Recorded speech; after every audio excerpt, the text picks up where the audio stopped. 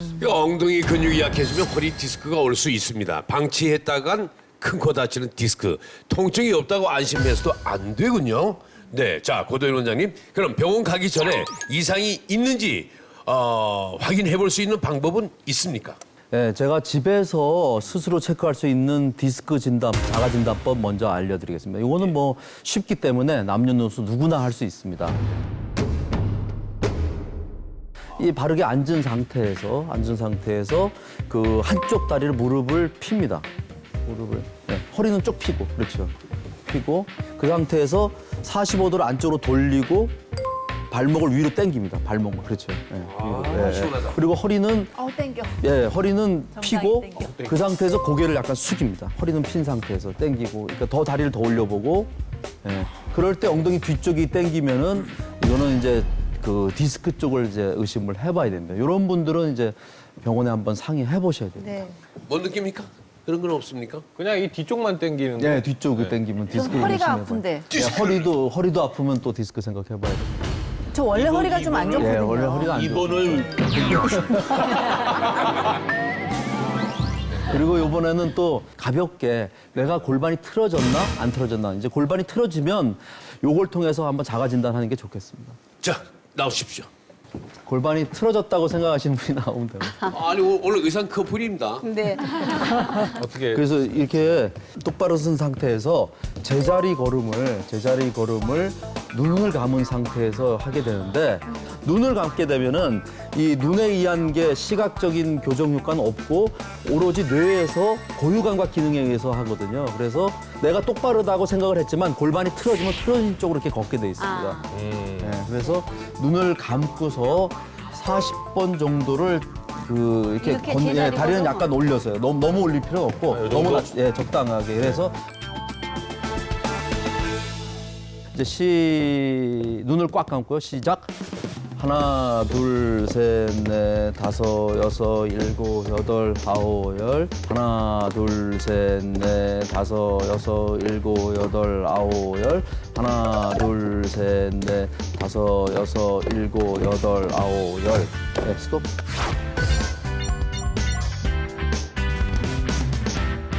그러면은 이제 보다시피 두 분 다 내가 나왔네. 아니요, 뭐 조금 나올 수는 있습니다. 예, 예. 근데 그것도 정상은 아니지만 지금은 이제 보는 게 지금 두 분 다 이렇게 돼 있는 겁니다.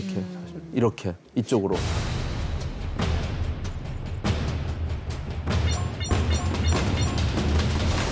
일 분 만에 틀어진 골반을 하는 법을 좀 알려드리겠습니다.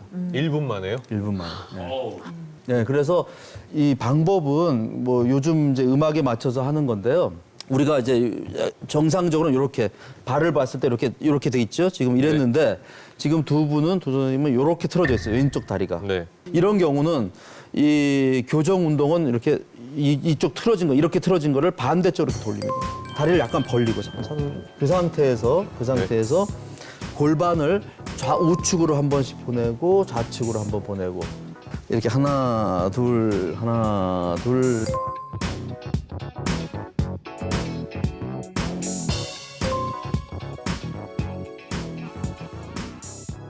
하나 둘 하다가 이게 익숙해지면 이 오른쪽을, 엉덩이가 오른쪽으로 갈 때 오른쪽 몸을 틉니다. 그러면 지금은 요 고관절만 이렇게 중둔근하고 이쪽에 움직였는데 틀면은 천장관절도 같이 움직입니다. 이렇게.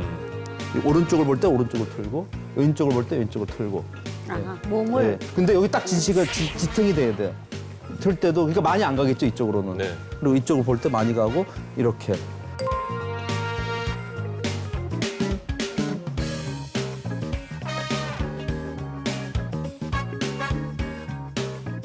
그 다음에 이제 손을 이제 옆구리 근육을 이제 교정을 합니다. 지금은 이제 이쪽 고관절하고 천장관절을 이렇게 틀어서 했는데 이렇게 하나, 둘, 예? 하나, 이렇게 손을 하나, 둘, 점점 하나, 춤이 돼 가네요. 네, 둘. 네. 둘. 예. 그래서 더 빨라 이제 좀 더 그 옆구리 근육까지 같이 써야 되기 때문에 이게 되면 하나, 둘 이렇게 하나, 둘 이렇게까지 되는 거죠. 하나, 둘, 둘, 셋, 넷.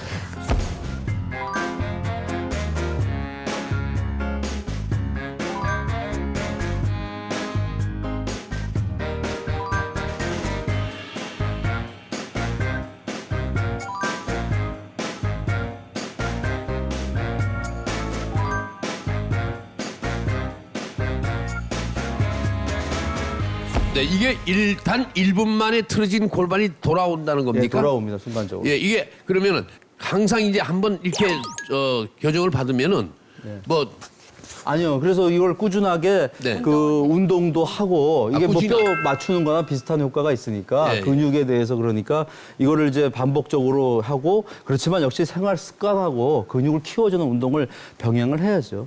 예. 이것만 갖고 되는 건 아닙니다. 근데 우리가 전혀 모르고 이날 이때껏 살았거든요. 예. 역시 아주 고도하게 발견해내시네요. 그럼 한번 테스트 한번. 테스트 한번. 예, 눈을 감으시고요. 선에 맞췄습니다. 예, 선에 예. 맞춰서. 그럼 한번 눈 감고 시작. 하나, 둘, 셋. 일곱, 여덟, 아홉, 열. 됐습니다.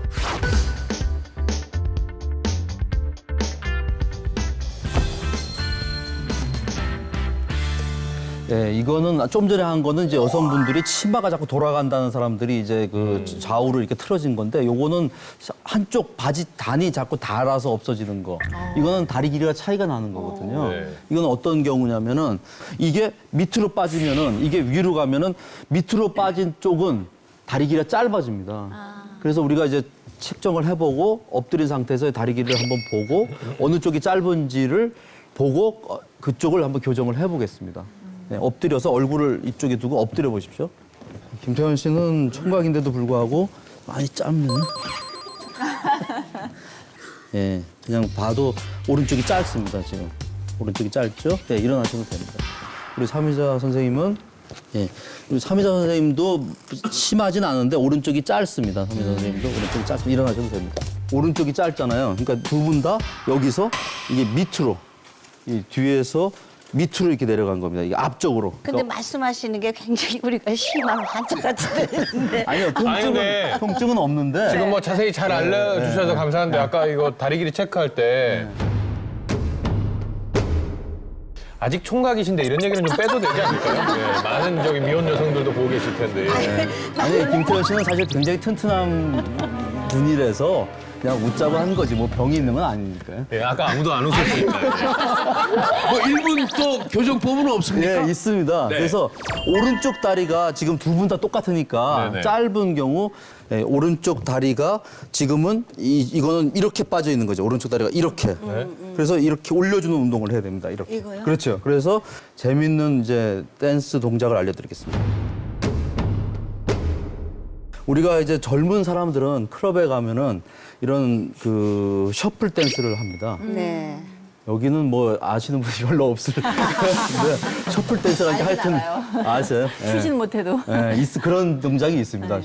뭐냐면은 이 무릎을 든 상태에서 뒤로 뺍니다. 그러니까 여기서 하나, 둘 이런 식으로 셋.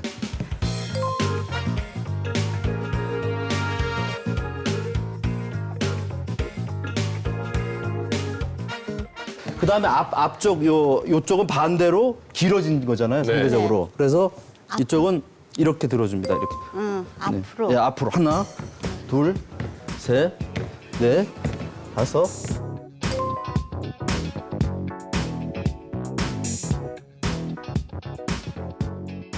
요거는 이제 어르신들 용입니다. 네, 하나네. 삼비자 선생님들 하는 네, 거고, 이제 네. 젊은 사람들은 이렇게 있으면 이렇게 해서 이렇게 이런 식으로. 이렇게 해서 이렇게 이런 식으로. 하나, 둘, 셋, 넷, 이쪽으로. 이런 식으로. 좀 노셨나봐요. 예전에 좀 노셨나봐요. 여기 나온다고 연습을 많이 했습니다. 그래서 이거를 오른쪽이 틀어졌기 때문에 오른쪽을 한 3번 하면 왼쪽은 한 번 해주고 오른쪽 그러니까 하나, 둘, 셋, 하나, 둘 이런 식으로 하고 김태희 씨 한번 요쪽은- 해보세요. 저요? 네, 젊은 총각. 그럼 뭐 댄스가 뭐 댄싱 머신이죠, 뭐. 해봐. 아이고. 아이고. 이게 빨리 하는데요? 이러고 나면 네. 교정이 돼 있습니다. 한번 엎드려 보세요. 그 열심히 안 했는데. 아니 무슨 다리가 길이가 예, 똑같아졌어. 같은데 약간 더 길어졌죠, 이쪽이 약간 더.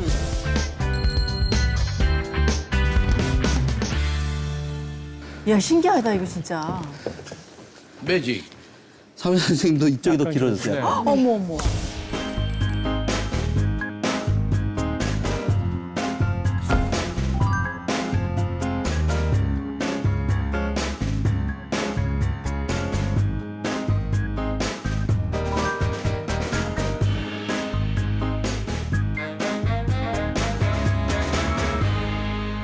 네, 생명의 축, 엉덩이 바른 자세, 꾸준한 운동으로 엉덩이 건강을 지키고 온몸 건강을 지킬 수 있습니다.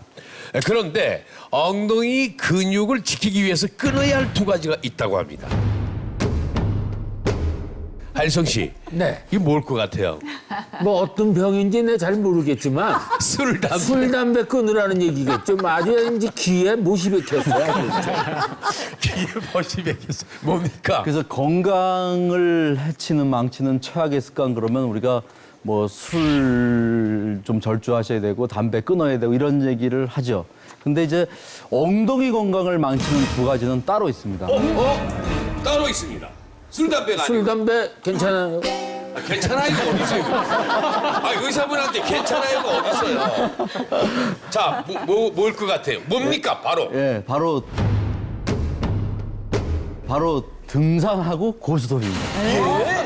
등산과 고스톱이요? 얼마나 좋은 건데. 예, 요즘 많이들 하시잖아요. 건강을 고스톱. 위해서 많이 하는 건데. 고스톱은 또 그렇다 치더라도 등산을 끊으라뇨. 그러니까. 그러니까 정확하게 말씀드리면은 그 등산은 뭐 제일 좋은 운동이죠. 좋은데 한 달에 한 번 하는 거, 뭐 두 달에 한 번 하는 거, 어쩌다 한 번씩 생각나서 몰아서 등산을 하게 되면은 이게 오히려 부상을 입을 수 있다는 거죠. 근육이라든지 인대 이런 부상이 이어질 수도 있고 특히 중장년에서 많이 오는 천장관절 증후군이라 그래서 허리가 아플 수 있는 거죠. 어머, 아니 천장관절. 증후군.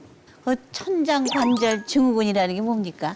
우리가 뼈가 뭐 어떤 사람이든지 목뼈는 아무리 목이 길어도 7개고요. 등뼈는 12개고 허리는 5개입니다. 물론 6개인 사람도 있지만 그런데 그 밑에 있는 게 이제 천골입니다. 이게 천추라 그래서 천골. 그리고 이게 골반뼈가 장골입니다. 근데 이 부분이 여기가 천장관절이라 그러죠. 여기가. 예. 근데 이 부분이 틀어지면서 문제를 많이 일으키죠. 뭐 디스크도 생길 수 있고 뭐 여러 가지 퇴행성 질환을 일으킵니다. 예. 근데 저는 이 병 이름을 처음 들어본 게 김연아 선수가 2008년에 스케이팅 연습 중에서 천장관절 증후군을 앓고 인대 강화 치료를 뭐 받았다고 뉴스에서 봤거든요.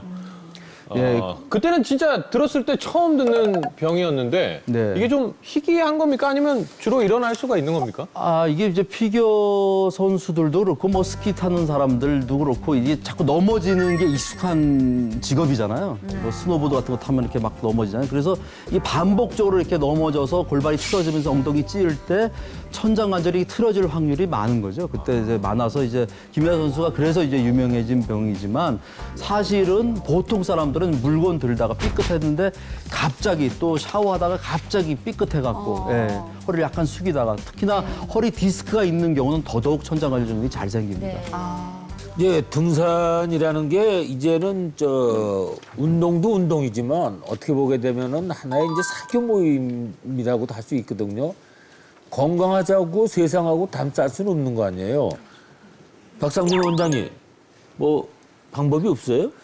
아무래도 이제 산을 즐겨서 타시는 분들이 많다 보니까 아예 피할 수는 없고요. 또 등산을 하면서 얻는 유익한 점들이 또 너무 많기 때문에 주의점이라고 한다면 몇 가지 팁이 있는데 첫 번째는요.